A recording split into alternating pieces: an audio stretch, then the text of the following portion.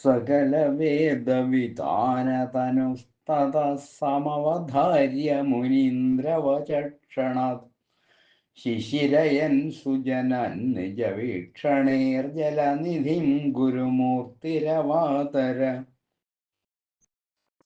സകല വേദങ്ങളുടെയും ഇരിപ്പിടമായ ശരീരത്തോടു കൂടിയവനായ അങ്ങ് മഹർഷിമാരുടെ ആ വാക്ക് കേൾക്കുകയും ഉൾക്കൊള്ളുകയും ചെയ്ത്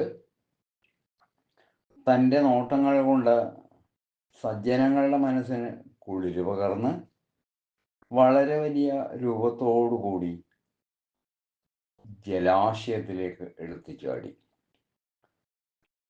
ജനലോകത്തിലും തപോലോകത്തിലും സത്യലോകത്തിലുമുള്ളവരായ മഹർഷിമാർ ഭഗവാനെ സ്തുതിക്കുന്നുണ്ട്. സ്തോത്രം കേട്ട പ്രസന്നനായ ഭഗവാൻ കുളിരാർന്ന നോട്ടം കൊണ്ട് അവരെ സന്തോഷിപ്പിച്ച് സമുദ്രത്തിലേക്ക് കുതിച്ചു ചാടുകയാണ് ചെയ്തത്. സർവത്ര ഗോവിന്ദനാമ സങ്കീർത്തനം.